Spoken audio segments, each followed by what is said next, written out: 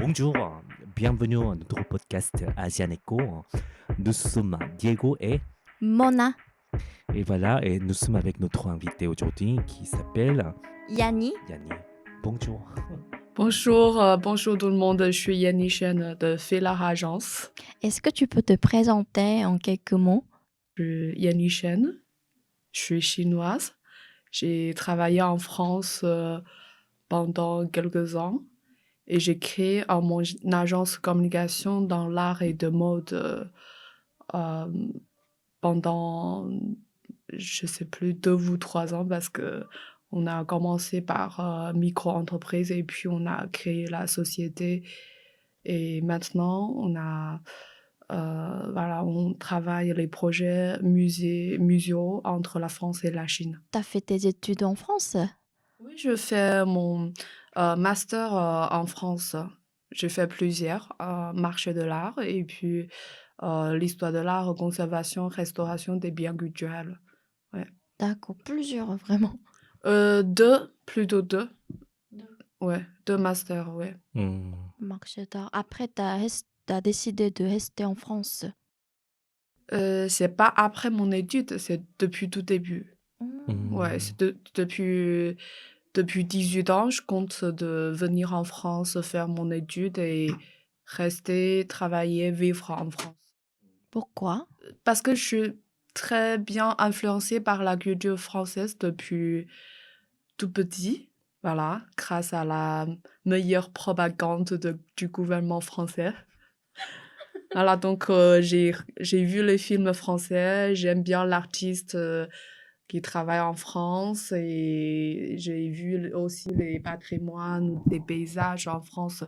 Donc tout est fascinant. C'est pour ça que je décide de venir en France, rester, vivre, travailler. Voilà. Donc c'est pour ça que je dis que c'est un très bon exemplaire de propagande et la gestion de la patrimoine, promouvoir, voilà.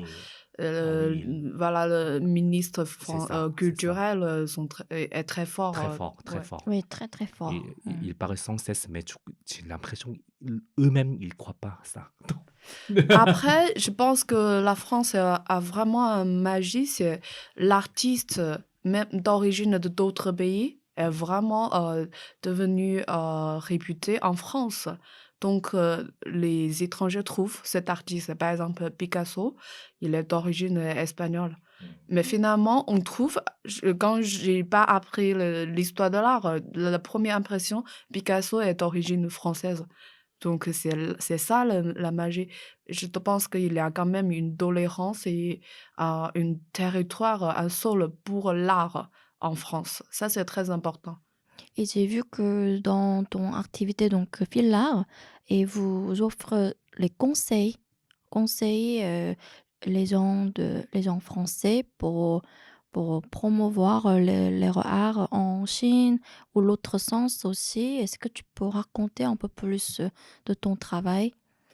En fait, notre agence travaille plutôt dans la communication, nouveaux médias, dans l'art. C'est un secteur assez spécifique, franchement, parce que moi et mon équipe sont tous suivis la formation un peu l'histoire de l'art. Sinon, on n'arrive pas à comprendre comment écrire le texte et le contenu. Voilà. Et en plus, on travaille à la vidéoproduction, la gestion réseaux sociaux, pas forcément que en chinois, mais aussi pour les instituts, pour les entreprises françaises. Par exemple, on travaille pour des maisons ventes aux enchères, pour les cabinets d'expertise, leurs vidéos pour Instagram. Voilà. C'est juste moi, personnellement, je suis influenceuse également sur les réseaux sociaux chinois, dans le secteur de l'art aussi. Donc, je profite un peu mon influence pour publier des annonces pour mes clients français. Mais principalement, c'était vraiment pour le marché français. Voilà. Donc, je suis en concurrence avec d'autres agences françaises. Et d'un côté, moi, je suis chinoise, donc j'ai beaucoup de relations avec la Chine. Et donc maintenant, on travaille plutôt le projet muséal entre la Chine et la France.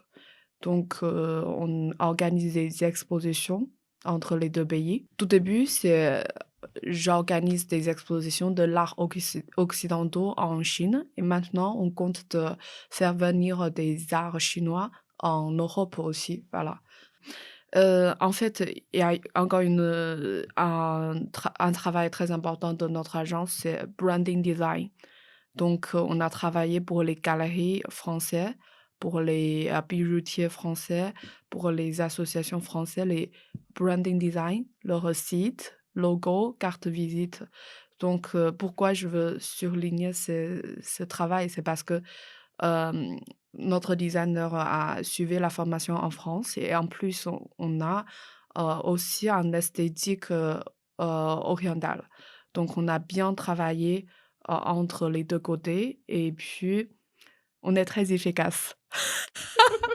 Ça, c'est très important dans le OK. marché, voilà. Donc on a bien travaillé et en plus, c'est beaucoup plus efficace. Je dis pas que les Français, mais c'est la vérité. Du coup, Ouais. dans ton équipe, ils sont tous, chinois? Oui, oui, voilà. Mais on a des comptables français. On a aussi des conseils, français, voilà. Parce que de temps en temps, on a quand même besoin de quelqu'un qui nous aide pour l'administration, pour, des textes, voilà, il y a des communications, voilà, Bien sûr. ouais. Est-ce que le marché de l'art français, heu, pour toi, quelle est, la particularité de ce marché? Par exemple, tu peux nous raconter, par exemple, des anecdotes, ou ce que tu as vécu comme expérience? En tout cas, parlons-nous un peu Heu, du marché de l'art français. En fait, c'est un sujet assez vaste. Moi, je dois rester quand même un peu modeste parce que j'ai beaucoup de, voilà, clients professionnels mieux que moi, connaissent mieux que moi. Et ce que je pense, c'est en France, je suis vraiment dans un côté d'une Chinoise et la France, c'est un endroit, comment dire? On peut avoir beaucoup d'inspiration pour les artistes et puis pour le marché, franchement, je savais pas, au niveau de chiffre d'affaires, peut-être pas le mieux qu'aux États-Unis ou même en Asie, mais c'est la qualité qui compte et en plus, c'est la réputation. Parce que en dehors de la France, peut-être les Français peut pas imaginer, en dehors de France, Mmh. surtout en Asie ou aux États-Unis, si l'artiste est bien réputé en France, ça peut avoir une bonne influence voilà, en Asie ou aux Vas-y. États-Unis. Donc, c'est un peu comme une bonne carte visite pour l'artiste qui se développe bien en France. Donc ça, c'est quand même un avantage. C'est pour ça que j'ai des amis, artistes chinois qui voudraient exposer toujours, en France pour avoir une bonne, voilà, bonne, CV. Ah, est-ce que c'est la réalité vraiment? Si un artiste ou une artiste est célèbre en France, heu, il y a plus de facilité pour être, célèbre, ou renommé international? Je pense que oui. Bah, imagine dans l'histoire de l'art. Dans art moderne, imagine, c'est Guy, Picasso, même pour les Chinois, c'est Zhao Wugui, Zhu Dequn, voilà, sont tous, Mmh. résidés en France. Voilà, donc c'est et maintenant, c'est très bien au niveau de chiffre d'affaires en Asie et aux États-Unis, voilà.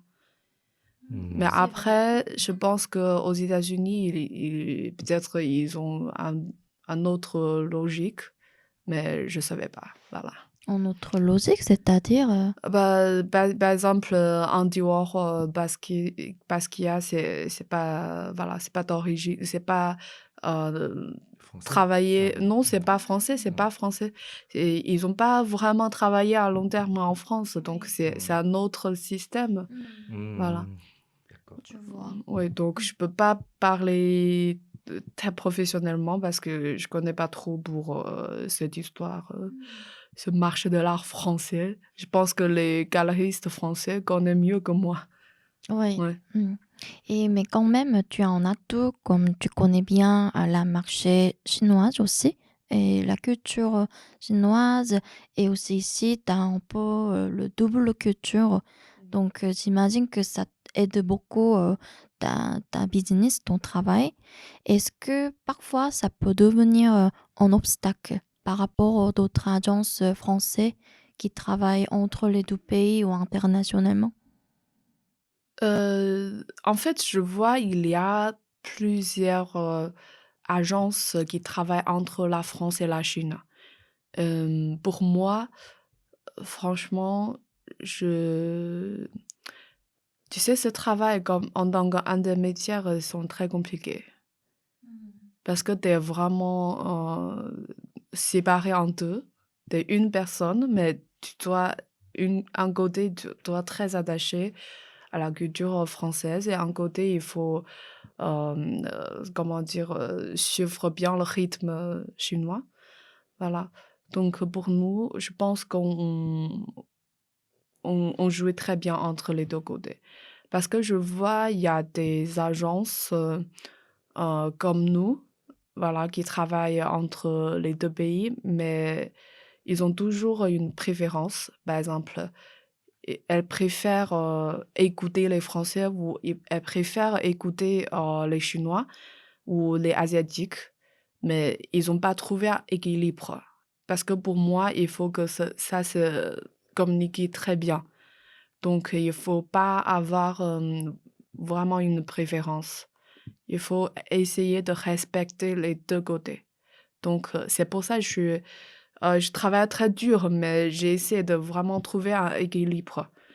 Voilà. D'accord. Ouais. Équilibre, pour les deux cultures, c'est ça? Oui, oui, oui, Qui n'est pas le cas i actuellement. c'est ça. Tu penses que, en ce moment, du coup, les gens de l'art en Chine, ils s'intéressent toujours beaucoup à l'art français?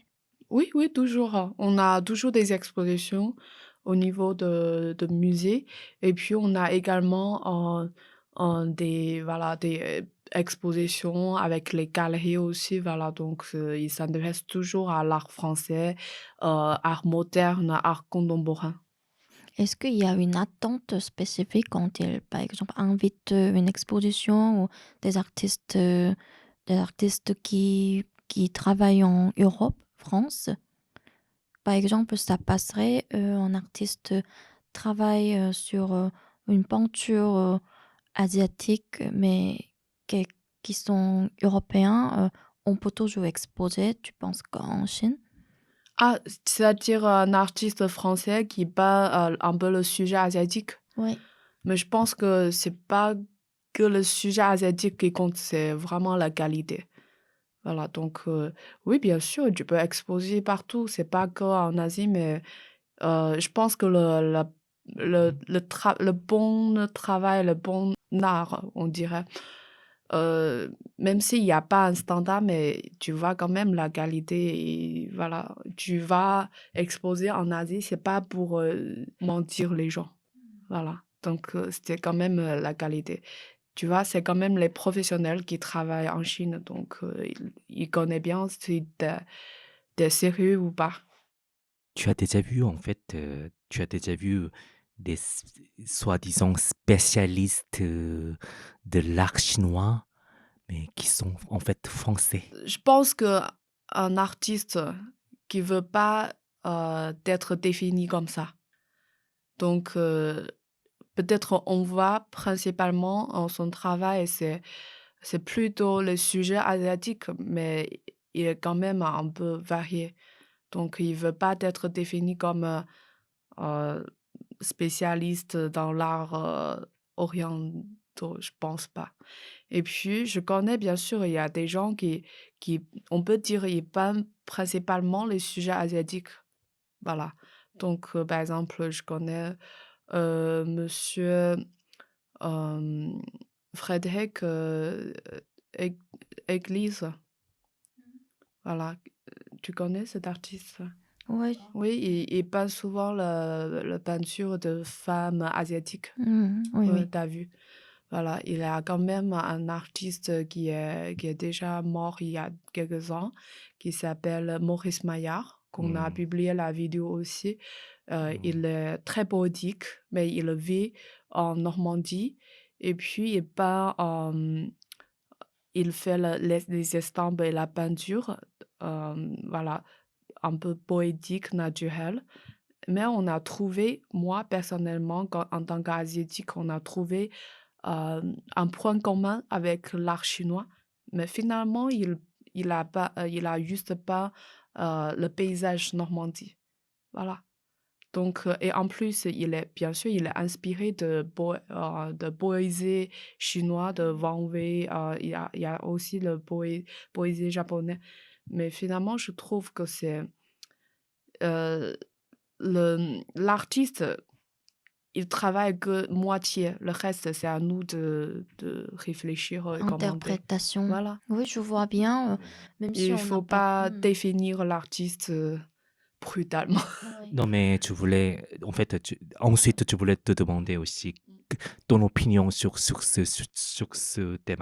thématique, mais tu as déjà répondu en disant que l'artiste tel art ne doit pas être défini comme ça, donc en fait, tu as pas besoin de te Mais demander, mais surtout oui. l'artiste contemporain, ils sont encore vivants, donc il va pas être contente si, voilà, artiste moderne, il est déjà mort, tu peux le définir comme tu veux. Il veut pas se sortir de tombe et dire: «Je suis pas contente». Ouais, en Ouais. plus, l'artiste vivant, il change. Il change, Oui, il ouais. change. S'il y a pas s un jour qu'il a pas mort, il est pas mort, il y a toujours, voilà, son idée variée, voilà. Donc Est-ce qu'on peut parler un peu des cultures, par exemple? C'est un peu lié à ma question précédente, mais parfois des gens, en fait, des Français qui veulent parler de la culture chinoise avec toi, mais en fait, ils connaissent pas vraiment la culture chinoise, mais ils se veulent, en fait, ils se montrent connaître la culture chinoise, mais tu vois ce que je veux dire? Hein? et De voir des gens comme ça. j'ai compris, mais Mmh. c'est rare. Je pense que normalement, les gens ont conscience que devant ah bah, je peux pas, c'est comme tout à l'heure, je suis très modeste devant le français. Comment je peux commenter le marché de l'art français devant les professionnels français? Voilà. Je suis quand même, j'ai D'accord, la tu vois? conscience. D'accord. Et puis, avec les Européens qui connaissent pas le chinois, mais qui fait semblant de connaître bien, mais j'ai pas rencontré ce genre, voilà, Mmh. donc c'est rare, je pense, hein. Donc D'accord. Quand tu vois des gens, des populations professionnelles, franchement, moi, même si je suis d'origine chinoise, j'appréciais beaucoup notre culture et je connais pas tout non plus, hein. Donc, mmh, si c'est des horreurs évidentes, je peux lui dire: «C'est pas comme ça», je lui explique. Sinon, bah, je veux étudier moi-même aussi si je connais pas du tout, voilà. En vivant en France, est-ce que tu as reçu, du racisme parce que tu es une personne asiatique? Oui, oui, oui, bien sûr. Quand j'étais à l'école, je travaillais à côté dans les grands magasins. Voilà, et j'ai reçu, bien sûr, des discriminations. Voilà, j'ai vu, il y a des gens racistes quand même. mmh, Euh, En fait, c'est difficile d'éviter ce genre quand tu es encore faible, tu vois. Ça dépend vraiment le niveau que tu es. Et les Niveau gens français? non, non, non, c'est pas le niveau français, c'est la classe dans la société. Parce que si les gens qui n'ont pas ouvert son œil, qui n'est pas open mind, qui n'est pas bien éduqué, ce sont toujours principal c'est pas toujours, voilà, il y a un pourcentage qui ne comprend pas d'autres cultures. Donc ça peut arriver les racistes, tu vois? Et après, quand je travaille, dans l'art, vraiment dans l'art, créer ma société, J'ai vu des gens sont très, très gentils, ils s'intéressent beaucoup à l'art, exotique, à l'art orientaux. Les gens voudraient discuter avec moi, connaître, ma culture. Voilà, c'est pas pareil que quand j'étais, travaillais à temps partiel, voilà. C'est pas le même niveau, je pense. D'accord. Ouais. Dans ton travail, donc, tu rencontres plutôt des appréciations. Oh oui, maintenant, oui, dans l'art, oui. Mais après, le vrai problème, c'est pas en tant que, une asiatique, c'est en tant qu'une femme. Tu vas avoir, des comment dire? Des discriminations. C'est pas clair, mais comme tu es une femme, tu vois? Mmh, c'est Heu, Par exemple, à l'école, on a 80 ce sont des filles dans le marché de l'art ou l'histoire de l'art. Mais après, tu vas dans la société, dans l'histoire de l'art, dans le marché de l'art, 80 de présidents ou dirigeants ou conservateurs, ce sont des hommes. ouais. Voilà, donc c'est à l'inverse. Mais la femme, on est capable de travailler, dans ce poste. Oui. Même les artistes, féminins aussi. Oui, c'est Et ça, oui. oui, dans les écoles d'art, je pense que partout, un peu dans le monde, surtout il y a des filles, il y a des femmes, mais elles disparaissent. Oui, voilà, c'est ça le problème. Mmh. Mmh. Donc dans les quotidiens, parce qu'on ne te connaît pas, on ne connaît pas ton activité, ta personnalité, donc tu reçois toujours des moqueries un peu dans les rues, comme ni hao chinoise. Franchement, ça dépend les gens. Je peux distinguer la gentillesse ou, comment dire? Le méchant, voilà. S'ils sont gentils, je lui dis s'il m'a dit «Ni hao», je lui réponds «Konnichiwa». On fait une blague. Mmh. Mmh. Voilà, je fais semblant, je suis japonaise. Moi Non, aussi. et après, si c'est des gens qui sont un peu bizarres, je fais comme ça, avec Ah, mes lunettes. d'accord, c'est ah, tu avec tes lunettes. Avec Voilà, Ah, tu fais comme ça, il OK, OK. mérite une leçon, voilà. Je veux D'accord. plus parler avec lui, mais voilà. Je suis quelqu'un de très simple. Si je suis Mmh. pas contente, je lui explique, si je veux pas expliquer, je lui dis: «Tu voilà. Les relations, que tu as avec, les Français, ça se passe bien? Bah, c'est vrai, ici, c'est un peu compliqué d'intégrer dans leur vie privée. J'ai pas j'ai beaucoup d'amis qui sont mes clients, voilà, mais c'est pas des meilleurs amis. C'est juste, on est très, amical, une relation amicale. Mais après, c'est pas vraiment intégré dans la vie privée. Bah, Oui. imagine, tu penses, ils ont déjà leurs, amis, voilà, depuis école primaire, depuis, collège, depuis lycée, depuis université. Tu es juste une personne qui est tombée tout de suite, dans la société française, c'est très dur, franchement. Même moi, j'ai ce problème, voilà. Mmh. Mmh, d'accord. Ouais, je vois très bien parce que ils ont déjà leur famille, du coup, Oui, souvent ils c'est sont ça. occupés le week-end. Et après, j'ai beaucoup amis vieilles, de l'âge de mes parents ou de mes grands-parents. Alors, ils sont très gentils, j'aime bien discuter avec les gens comme ça. Je peux, entrer dans leur famille comme ça, parce qu'ils sont vraiment très gentils. Mais c'est pas pareil que l'ami de mon âge, voilà. Les gens de mon âge qui n'ont pas beaucoup de temps, de s'entendre avec, une étrangère, voilà, et peut-être, c'est pas de tu vois, les jeunes sont beaucoup plus stressés. Je peux comprendre. Ils ont leur travail, ils ont leur vie, voilà, c'est difficile.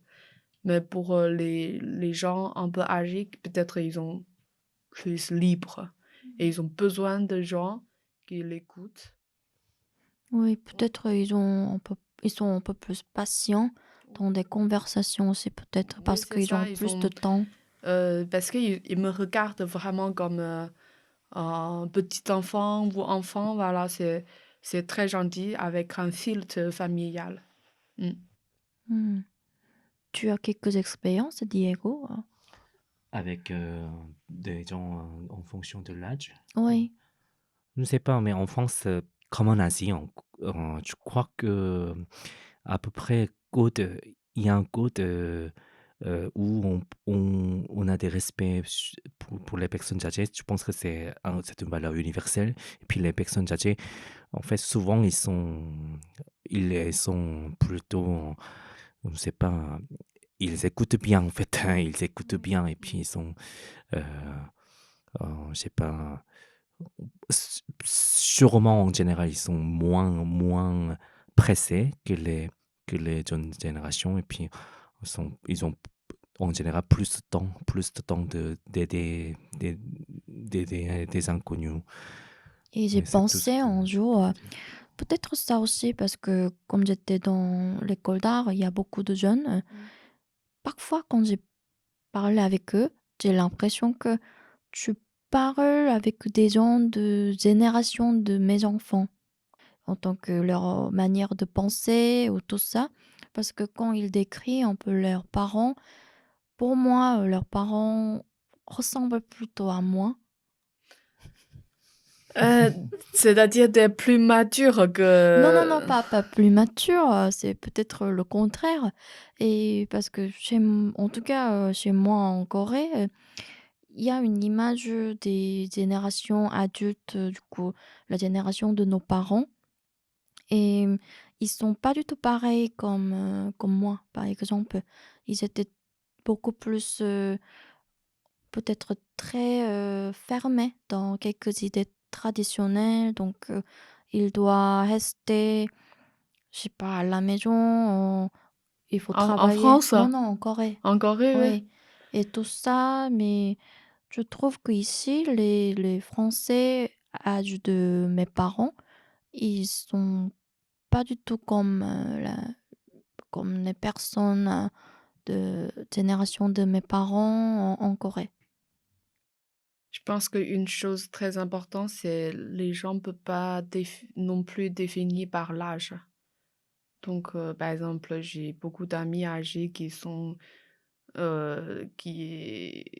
qui a trouvé son fiancé sur Tinder, adopte. Donc Oui. là, tout est pas, je trouve.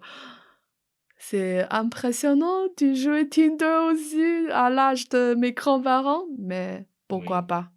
Mais exactement, Oui, du c'est coup, ça. Donc, ouais, j'avais une idée de certains âges de personnes, peut-être, je, je pense ouais. qu'en Asie, c'est vrai que les gens s'inquiètent toujours à tel âge, tu dois faire telle chose.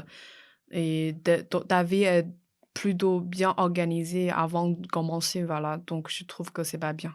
Bon, c'est vrai, Mmh. en Occident, en général, on est plus libre, de ce qu'on veut faire. Ouais, ouais, c'est sans lien avec l'âge, pardon. Mmh. Du coup, tu te comptes de rester vivre en France, travailler? Oui, bah, avec ma caractère, franchement, j'arrive pas non plus à intégrer dans la société asiatique. Pourquoi? D'accord. Bah, des fois, franchement, je suis un peu trop franche des fois. Tu vois, Tu veux dire en Asie, direct? oui, très, très direct.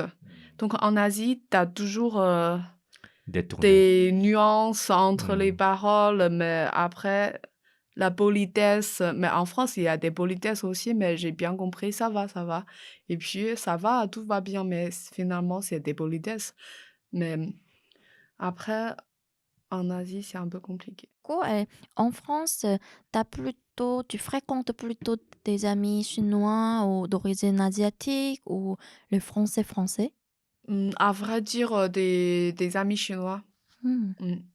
Et j'ai quand même des amis français, voilà.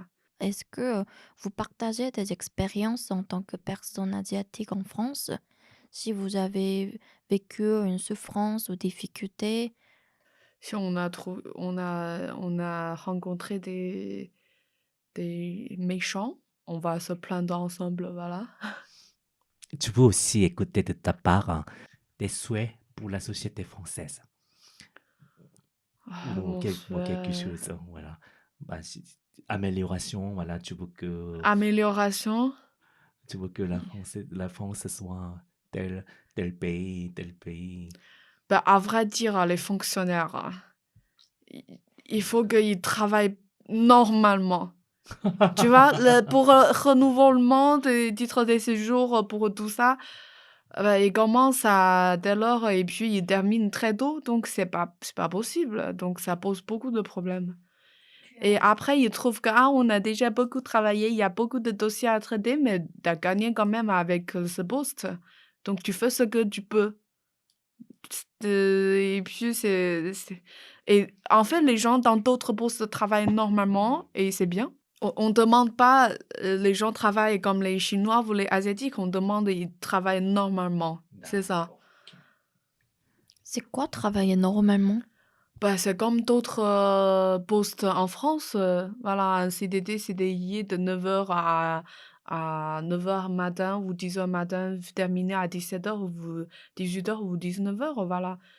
Donc mais dans l'administration, tu vois, souvent, c'est terminé très tôt et en plus, tes dossiers ou pour prendre un rendez-vous, ça fait quelques mois. C'est pas Ouais, normal. on la Ouais. connaît très Et bien. tu peux Mmh. quand même améliorer comment dire, le réseau technique, tu peux peut-être, déposer les dossiers online, voilà, comme tout le monde, et puis vérifier sur place. Comme ça peut être plus efficace. Donc, tu peux bien profiter de la nouvelle technique. Donc, Tu c'est pas penses très que compliqué. maintenant c'est le cas depuis 1 an, 2 ans, on peut tous, déposer le dossier Online. online? Mais après covid, ça revient. Ah, d'accord. Oh, oh, encore? Avant, c'était toujours en ligne, c'est parce qu'on ne peut pas entrer à la préfecture et maintenant, comme, c'est terminé, donc on doit aller sur place, c'est ça? Ouais, ben, je pense que c'est toujours on doit, on peut déposer le dossier, sur la ligne et puis quand on a reçu la convocation, on doit y aller. Bon, on a parlé de Amélioration. nos vies en tant qu'étrangers, surtout en tant qu'étrangers extra-européens. On vit la difficulté, mais on vit aussi parfois la joie. On parlait de ça avec Yanni, notre invité. Également aussi sur sa vie artistique. Et elle est comme un pont qui relie entre l'art chinois et l'art français. On te souhaite beaucoup de succès. Oui, Et puis voilà. pour finaliser donc notre, épisode podcast, est-ce que tu peux nous partager un peu tes ambitions avec, ton agence Fillard? Voilà, vraiment, comme on a déjà travaillé des expositions avec les musées chinois, pour, l'art occidentaux et on est en train de travailler l'art, chinois en Europe, comme en collaboration avec des musées français. Donc j'espère que le projet peut bien passer, voilà, heu, efficacement. En plus, c'est pour moi, des fois les gens trouvent que, ah, on veut que vendre les produits en Chine, même les produits culturels. Mais pour moi, c'est vraiment un échange entre les 2 côtés. Donc, le français peut aussi, avoir une opportunité hem, d'être découvert, l'art, orientaux. C'est très important, surtout l'art chinois. Donc, c'est pas que pour gagner l'argent en Chine. On est en on a quand même une riche, patrimoine, chinoise aussi, voilà, pour, montrer, en Europe et en plus, hem, mon travail apporte, une valeur très importante. C'est l'art qui a comporté, heu, la liberté, l'esprit libre. Donc, en Chine, le public qui a visiter, le musée, qui a vu notre exposition, qui peut sentir quelque chose. C'est l'esprit libre de l'artiste français, européen. Peut-être ça peut pas changer tout de suite la société, mais ça peut changer un peu, l'opinion du public chinois. Donc également en France, il y a beaucoup de clichés pour les Chinois. Donc j'espère qu'après vu l'exposition de l'art chinois, vous pouvez également changer un peu l'idée, ouvrir, vos yeux sur, la culture chinoise étrangère. Il faut pas être toujours le centre du monde. Il faut être un peu modeste, apprendre des choses.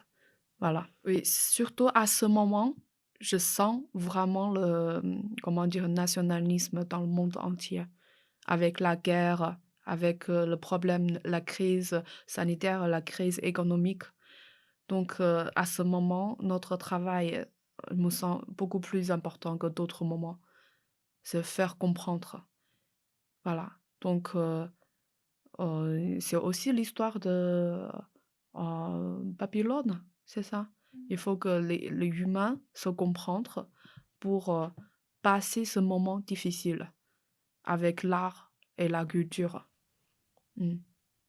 Oui, merci Merci beaucoup, d'être venu, Dr. Yanni. Yanni, et merci tout le monde d'être avec nous à Asian Echo.